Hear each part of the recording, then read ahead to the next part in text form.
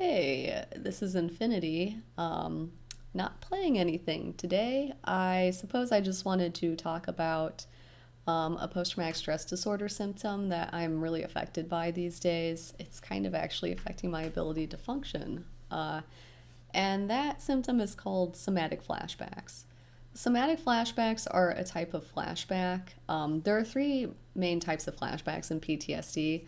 There's somatic flashbacks, which is a physical re experiencing of the event, and it can be more or less vivid, so it can feel more or less precisely connected to that pain from the trauma, but it's clearly connected to the trauma in some way. There are visual flashbacks, which is where you are stuck back in the here and the now. There's like a visual replay in your head of what happens. You might feel as though you're stuck in another time, like there might be a lot of psychological effects, like taking you right back to that time. And then there are emotional flashbacks, which are where you go through the emotional state of what happened. So those would be like the feelings of fear and so on. It's possible to have all three of these flashbacks happen at the same time. And I've had that happen. It's really horrible. That's actually very rare for me, though. My flashbacks are usually broken up and are very, well, I have some that kind of go on for a while. Those ones are usually connected to a specific identity state, and they're just kind of always active if that identity is there. But a lot of my flashbacks only last for like maybe a couple minutes to maybe an hour or so. Maybe a couple days if I'm really unlucky and it keeps getting triggered repeatedly. So actually, there's a lot of variation. That's how I would summarize that talking point. There's a lot of variation with flashbacks, but a lot of times I'll have somatic flashbacks that are unattached to a memory, or I don't quite remember what memory it's attached to for sometimes years at a time. There are recurring somatic flashbacks that I still don't know what it's connected to. I was trafficked and had some domestic violence situations, so multiple abusers, multiple types of abuse, just a wide variation of different types of flashbacks. And somatic flashbacks are hard to deal with because I very slowly process old memories that I develop a PTSD response over. I very slowly integrate those into my main sense of self and my memory as I deal with what was traumatic about the issue, and it becomes less frightening. It becomes more of a normal memory, less of a traumatic memory. But until I resolve the memory, and I will say that once I resolve or fully remember and process a memory that was traumatic and compartmentalized, the pain does actually go away. So that does happen. But I have so many of these somatic flashbacks attached to so many compartmentalized memories. It's going to be such a long time. It's like imagine a giant pyramid, and each one is a painful, traumatic memory. I just very slowly need to deconstruct this pyramid. I'm up at the top. I've got maybe like 2 or 3 rows done, but there's like 5 million more to go, so it could be a while. But I'm making good progress, all things considered, I think. But back to somatic flashbacks. They're very painful. I mean, if you were drugged and raped, imagine suddenly feeling like you're on that drug again, and also the pain of being, anally or vaginally raped. It's awful. And if you get a bunch of those in a day, it can kind of feel almost like you have some sort of nerve pain disorder. It's pretty unpleasant. I got hit in my chest for a certain type of human trafficking trauma that was like really weird, and I still haven't really processed yet. That feels horrible when I re-experience that. Like I fall to the ground and like throw up level of horrible pain when I have flashbacks of that. I can like still hear my handler's voice almost in my ear, like in the visual component of the memory, my flashback. This one often ends up tied to the visual memory. Thank God, because it's such a weird one, but the pain has something to do with the human trafficking and a human trafficker, and it's so painful. It feels like I'm having a heart attack, and that one usually lasts like 20 to 30 minutes. Often it'll hit me in the middle of the night when I'm trying to sleep. So I'll go from being in a nightmare to like 20 or 30 minutes later, like now I'm just stuck in the actual memory itself, and I'm like in horrible, like god awful pain. Like I'm sweating. Like the pain's just so bad. Then the second the memory shuts off, it's like I'm all dandy. I'm good. What's going on? Why am I throwing up? I feel fine. What a weird departure from rationality. I think I'll make a separate video to talk about drug flashbacks, but I was drugged and raped in a human trafficking ring as a child and as an adult again.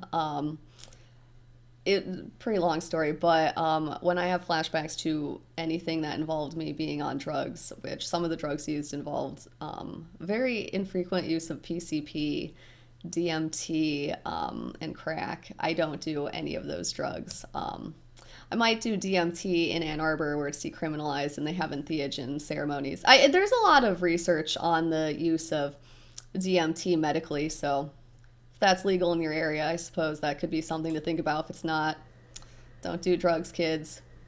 But aside from that, PCP is definitely very bad. I would never do that, or crack. Those are incredibly toxic substances. So sometimes I have flashbacks, though, of being drugged on them or corrupted. I mean, there was a non-human trafficking version of this trauma that happened to me because people are horrible. And turns out laced weed is a little more common than I think people like to admit, perhaps. Or perhaps this is just something that people haven't noticed until the legalization of marijuana. So I guess that's one thing about legalization, I guess, that we're already seeing, perhaps. But yeah, it's just terrible having drug flashbacks because you feel like you're back on the drug. It's not as strong as being on the actual drug, but it still fucks you up, man. It's like having a seizure. When you have seizures, it can cause these like almost manic episode like failures of inhibition in the brain where you have these like, you can end up in a psychotic state. You really can with drug flashbacks, and it makes me so mad. It's like, you know, I did some risk taking like 10 years ago, and none of that had any effect. None of the things I actually did led to me having like drug flashbacks or like these psychiatric issues. It's a bunch of stuff that I did not choose to do. It makes me so mad. It's like I have the problems of a chronic drug addict, and it's like I don't do drugs. I really don't. I have a medical marijuana prescription. I have a Ritalin prescription. I don't abuse either of them. I don't find either of them very fun. I find them both very medicinal. I partied a little bit 10 years ago. It's like, man, I almost wish I had made worse choices because then I could feel less like frustrated and powerless. I shouldn't say that. Like sometimes I get very bitter about it. It's like I really had this forced on me. And I do have like an element of psychosis that comes up when I do very frequently have drug flashbacks. It's like, I didn't choose that at all. But sometimes I feel like when I freak out, and I do sometimes freak out at like inappropriate times because, well, that's how PTSD is. I guess that's why it's a mental illness. It's like, man, people probably are making some kind of judgment, maybe. It's like, I look like I'm on drugs. I'm acting like I'm on drugs. It's like, I never even did this kind of drug voluntarily, like ever, not even when I was partying. So, but I feel like it's not going to look that way and no one's going to believe me. But maybe I'm just being hard on myself.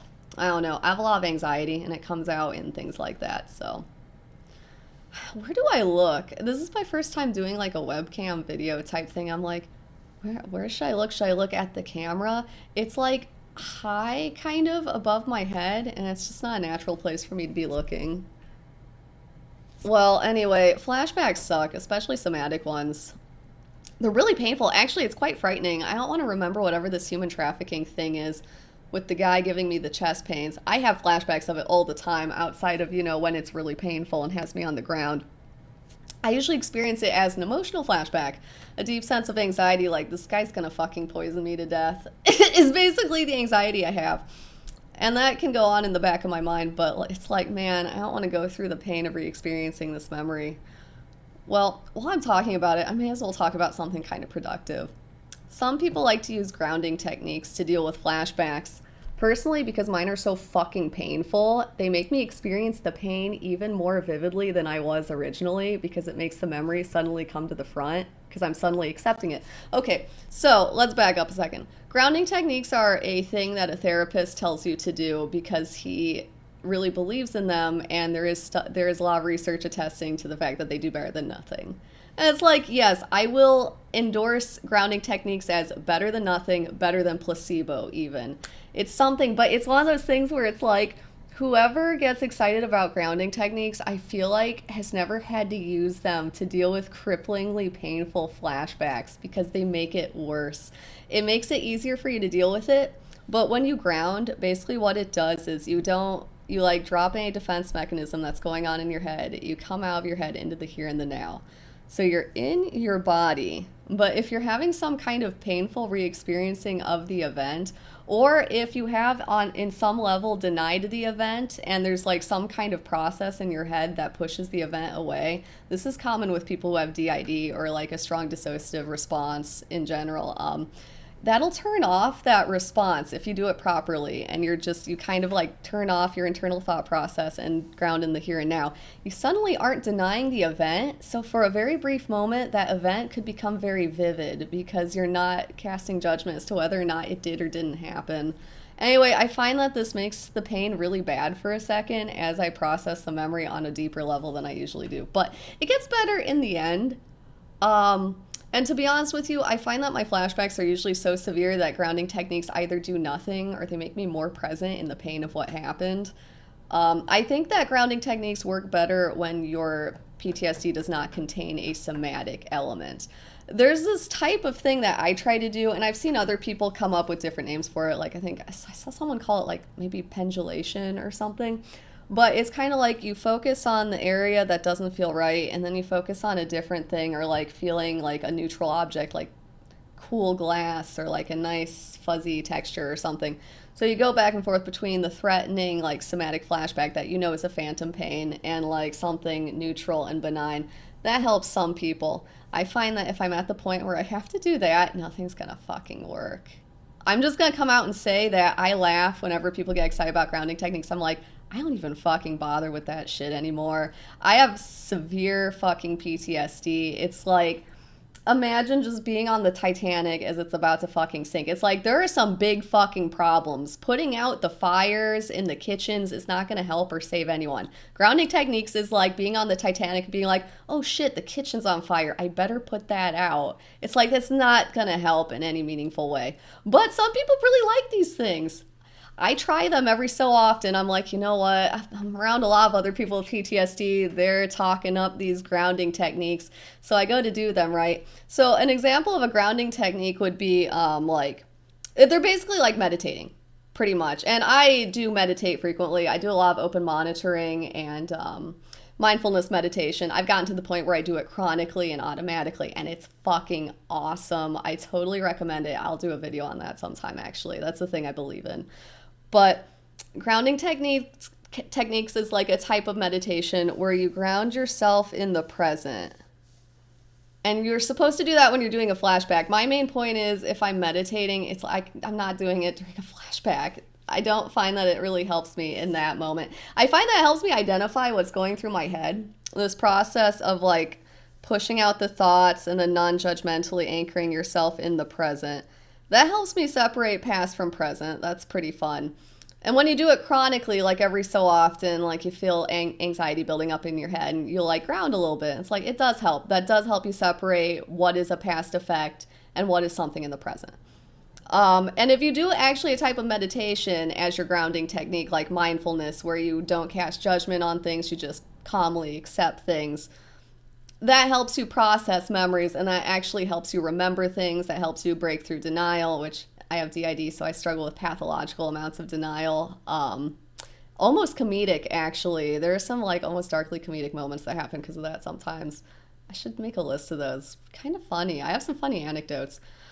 But so with mindfulness, it's really good for helping you identify if something's involving a like minor flashback that hasn't caught your attention as a flashback, but it's this weird tic that keeps fucking you up and you've never analyzed it. It's awesome. Grounding techniques are awesome for analyzing things, and eventually you get to a point where you do them chronically. I guess that's where I'll come down on that. You chronically practice these things and they become chronic traits. So I always like keep one eye like in my mind's eye, like what's going on, what is this connected to, what is this triggering. You know, I have a very good sense of like that I developed from doing this type of meditative technique called open monitoring, which is where you keep track of your thoughts without judging them or like trying to push them in a certain direction. And you do that for a set amount of time. These aren't exactly grounding techniques, though. When someone says grounding techniques, they mean doing one of the things that psychologists recommend, where you either ground in one of your five senses, or there are other ones that are basically like playing I Spy with your family. So it'll be like find 5 red objects in your environment, or touch 5 different things around you. You know, you come up with an arbitrary number, pick one or more of your senses, and you go crazy. That's basically a distraction. That distracts you from what's going on in your head and theoretically should shut off the flashback. But again, I'm just going to come out and say it. It never does that. It just makes me feel annoyed as I like try to shut off the flashback and I'm like, there's 5 fucking red balls in this room. Fuck. It's like I just get angrier and angrier. It's like, there's one, there's one. It's like it doesn't go away. I've named all of the red balls in the room. Now I'm going to have to go to all of the blue sweaters. There's 10 of them. It's like I go through all 10 of them. I'm still like whatever is going on in my head.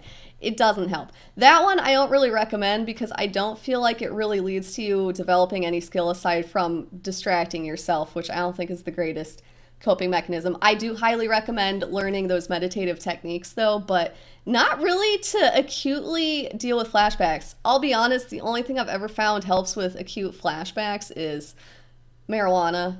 That's it. And even that doesn't work for me sometimes, but I find that it does work in the ways that the medical studies say that it does. So I do recommend medical marijuana for PTSD. It doesn't cure anything, but it is better than counting all 5 million red balls on the planet and hope that the flashback is no longer there once you've gotten through a couple hundred. So that's grounding techniques. I do like the ones that have you ground in a specific sense. I think those can be meaningful. Those can help you distinguish between past and present, and those can help you kind of accept the experience because you're not really disavowing it with something else like you are when you're distracting yourself with a bunch of counting and other nonsense like that.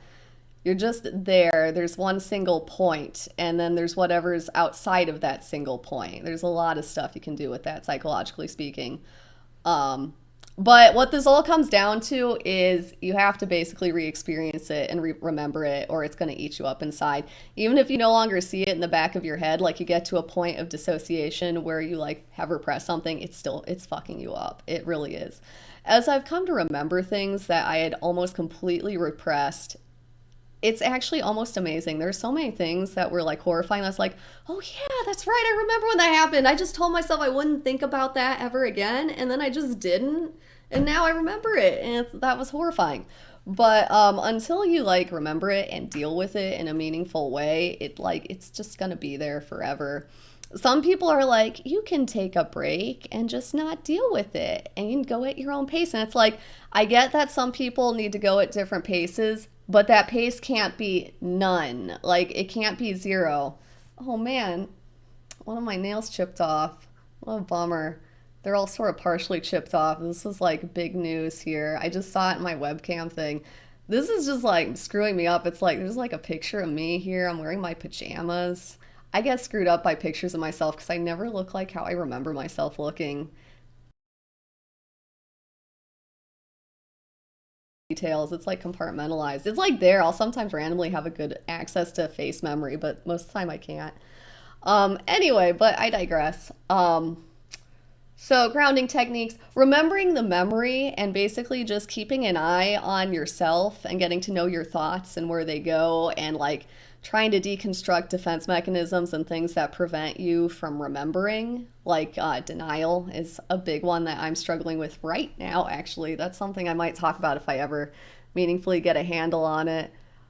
But yeah, sometimes honestly, the best thing I have ever found for PTSD flashbacks is as they're happening, I'm just like, it's nothing personal, man. Like, this isn't my personality. This is some asshole that I don't even like. He's not even well educated. He's not even cool. Like, some asshole, like, random act of God. It's like being mad at a thunderstorm. Like, I shouldn't take this personally as a reflection of myself.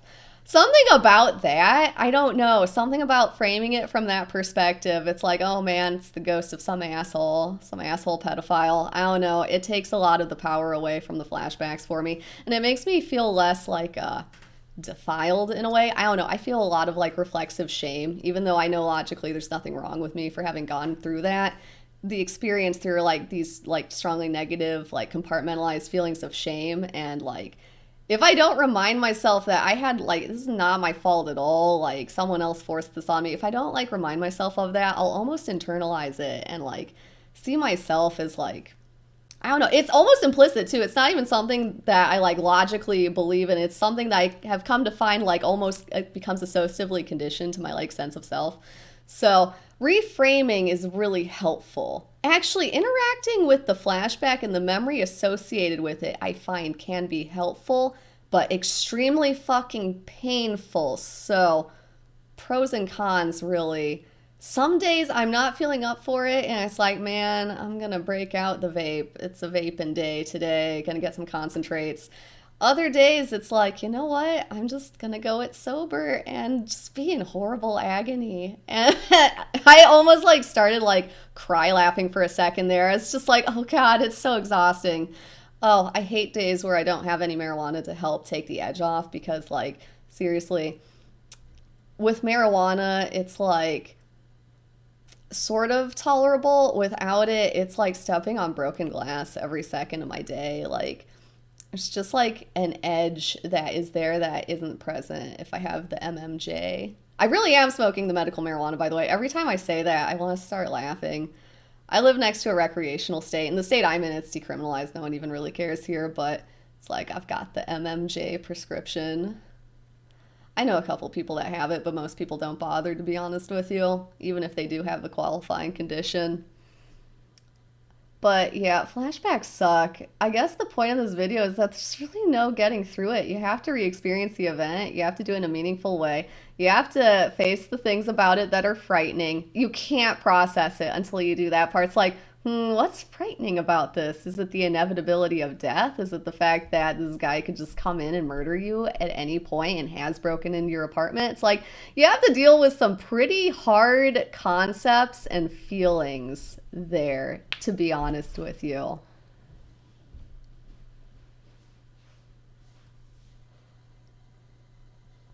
I heard a noise within the night and I was wondering about its origin. It's a dog. Well, anyway, I was like, what a horrible time for that noise to come up. I'm like thinking about intruders in the night that have happened. It's like, oh man. Well, but luckily it's a fluffy dog. So that's really the point about flashbacks. You have to really experience them in their horrifying entirety and then kind of take control of them. And sometimes there's really no way to do that. It's just like, man, well, sometimes that happens. I mean, there was really no meaningful way to have predicted that or prevented that. You know, let's say you get raped on an online date. It's like, well, I can't just not ever date again, but that was a shitty situation that I could not have predicted. I mean, the guy was a med student, seriously. It's from the non-human trafficking part of my life. A guy roofied me with purple Gatorade. I was like, you've got to be fucking kidding me. The guy was a med student. We went to an art show. Like, you really don't think of a date rape happening after you go to like this. It's this like thing that Wayne State University was doing. They had this like art film thing. It was like indie art films. I don't know. Indie art films. The indie art film, you know? And they had like an entire showcase of like 20 of them. They were all like half an hour to an hour long. It was a long ass fucking show. And then it happened after that. I'm like, oh my God, we just watched so many artistic indie films made by grad students and now you're fucking raping me. Like, just rape out of nowhere. Sometimes it happens and you can't really predict stuff like that. So that was a fairly easy trauma to take credit over versus, man, I'm not even going, there was like a long story related to a human trafficker who was a psychologist. And I'm like, I can't even right now. We'll end it with indie art film date rapist that was a med student.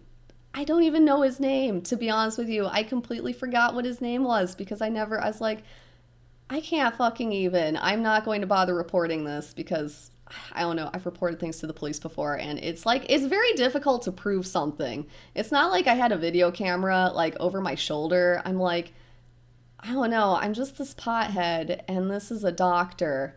I just thought about it. Like back then I was like, I'm the apex pothead of our times. And this is a doctor with hopes and dreams and this great future.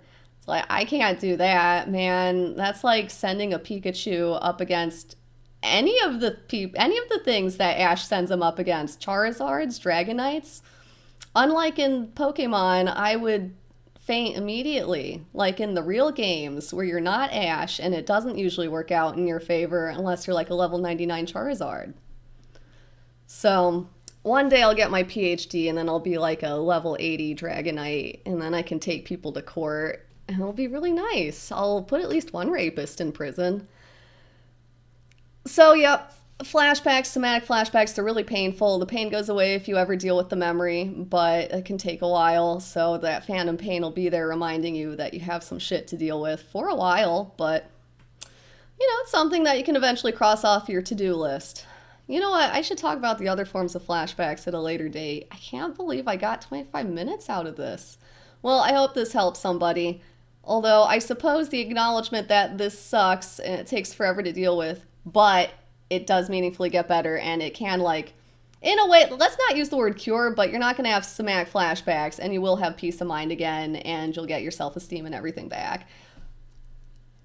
I always say back, it's like I basically was born in a child porn ring. It's like there was no normal to return to. I hear that's a problem for people who are traumatized later in life after having had like a nice childhood or whatever. I'm like, man, I was just born into like the ninth level of hell, just right out of the gates. Like I don't know what that is like. So I'm gonna enter a reality that I have never conceptualized, but I hear exists. The real world where most people aren't human traffickers or pedophiles. What a wild world. Or meth heads. That's another type of thing that I'm trying to avoid. My family is just filled with unsavory characters when you get right down to it.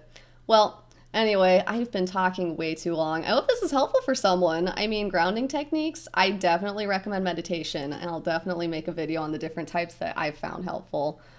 But yeah, take care. Stay healthy. If you have PTSD like me, I'm looking out for you. I wish you the best. In particular, I particularly wish you well, although I do wish everyone well.